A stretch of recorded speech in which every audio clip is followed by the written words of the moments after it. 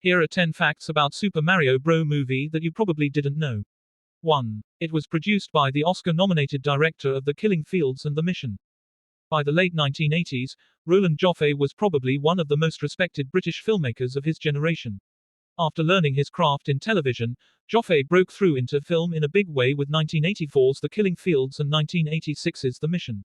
These prestigious, worthy films won huge critical acclaim, and Joffé received Best Director Oscar nominations for both. After this, Joffé joined forces with seasoned producer Jake Eberts, whose credits included Chariots of Fire, The Name of the Rose and Driving Miss Daisy, and the duo co-produced 1992's City of Joy, which Joffé also directed. After the modest success of this film, Joffé and Eberts decided to try their hands at producing something a bit more mainstream. Few could have predicted that two filmmakers who made the names on such upmarket, adult-oriented material would go on to produce the first ever feature film based on a video game. 2. It was an independent production without studio backing. Hitting on the idea of a Super Mario Bros. Movie, producers Roland Joffé and Jake Eberts flew to Japan to present their pitch to Nintendo. The massive popularity of the video games meant there was already interest in the movie rights from the major Hollywood studios. As independent producers with a more art house pedigree, Joffé and Eberts seemed unlikely candidates to land the Super Mario movie rights. As well as being unattached to a studio, the duo had only raised $500,000 to pay for the rights to the property. However, Nintendo president Hiroshi Yamauchi was impressed by Joffé's story ideas and can-do spirit, and sold him the rights on the strength of that. Joffé and Eberts' initial offer was haggled up to $2 million, and they also gave Nintendo the merchandising rights. 3. Nintendo gave the filmmakers free rein to make the movie however they wanted. Featured videos. The first thing anyone familiar with the Super Mario Bros. Games tends to notice when looking at the film is the obvious fact that, well, it barely resembles the games at all. Where the games take place in a fairy tale land of castles, clouds and mushrooms, the movie is set in a bleak, industrial metropolis. One might suspect that it would be a major stipulation for Nintendo, when selling the film rights to the game, that the final film should capture the look and feel of the games to some extent. However, after selling the rights, Nintendo essentially had no further involvement in the Super Mario Bros. Movie, and gave the filmmakers the freedom to do as they pleased with the material.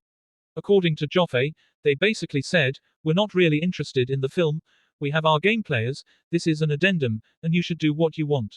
Still, what Joffé and Eberts wanted, what their eventual directors wanted, and what their financial backers wanted were all very different things.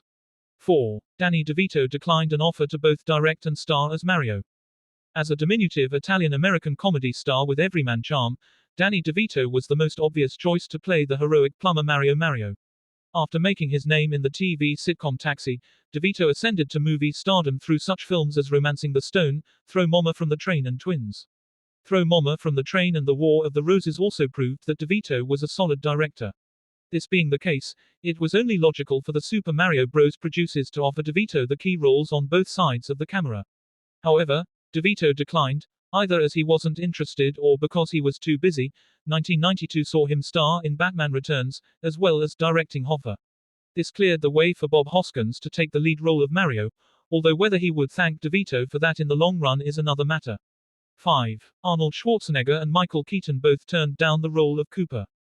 Still aiming high, the Super Mario Bros. Producers wanted a big name to play their antagonist, King Koopa, or, as he would become known in their version, President Koopa. Arnold Schwarzenegger, pretty much the biggest movie star in the world at the time, was the first person offered the role of Koopa.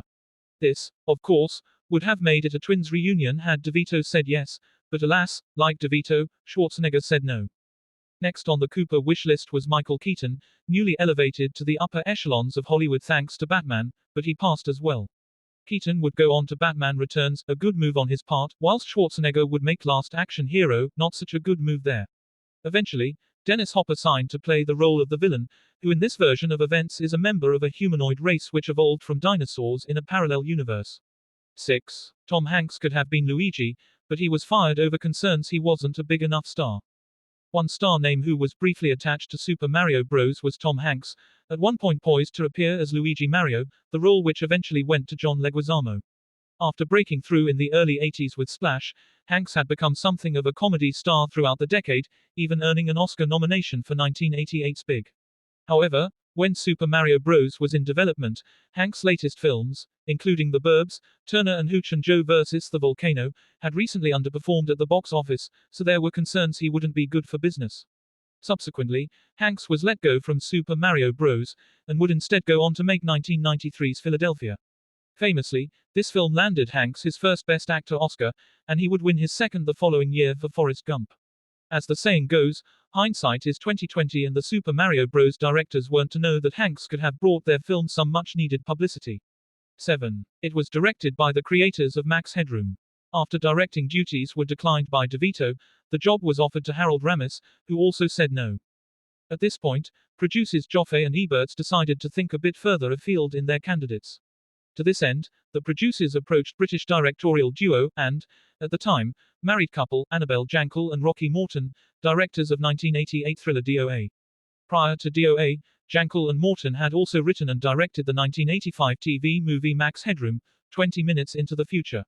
Off the back of that film, Max Headroom became one of the most memorable small-screen icons of the 80s. As such, hopes were high that Jankel and Morton could bring that same unique vision and smart, satirical edge to Super Mario Bros. 8. The first draft of the script was nicknamed Drain Man, because it so closely resembled Rain Man. When giving his pitch to Nintendo, Roland Joffe had made it clear he wanted to make something bigger than the simple kids' movie it could easily have been. The first screenwriter hired to take a crack at Super Mario Bros. Was Barry Morrow, who had won an Oscar for his work on 1988's Rain Man. Morrow wrote a subtle, introspective yarn which centered on the two plumber brothers Mario and Luigi taking an existential road trip. In other words, it was so close in tone and content to Morrow's earlier script that it earned the nickname, Drain Man. Subsequent writers took it in a brighter, more kid-friendly direction, but when Jankel and Morton came on board they threw all this out. Morton explains they wanted to make something sophisticated, which would open it up and get parents interested in video games, and this was what Joffe and Eberts were also hoping for. 9. The directors wanted to make a film akin to Tim Burton's Batman. 1989's Batman, and to a lesser degree, 1990's Teenage Mutant Ninja Turtles, had proven that properties traditionally regarded as kids' stuff could be treated in a darker, more adult-oriented fashion. The Super Mario Bros. Filmmakers wanted to do much the same, so Jankel and Morton set about work on a new script with this in mind. They enlisted writers Dick Clement and Ian LaFrenne, Teves the Likely Lads and Alf Wiedersehen, Pet, to script what they envisaged as a prequel to the games. It was reportedly on the strength of this script that the bulk of the cast signed on to the movie. However, this take on the material proved too dark for the liking of the film's financial backers. Subsequently, American writers Parker Bennett and Terry Runt came on board to provide a draft that was a bit more light-hearted. 10. The production was running out of money before the cameras were even rolling. As the ball got rolling, producers Joffe and Eberts had managed to raise a budget of $48 million for Super Mario Bros.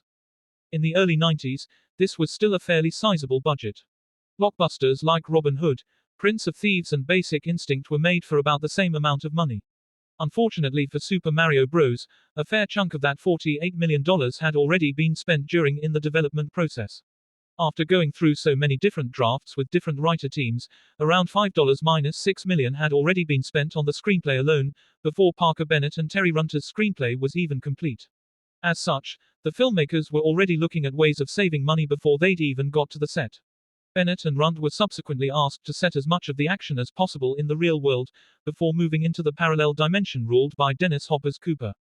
Thanks for watching. Like and subscribe to know about more facts.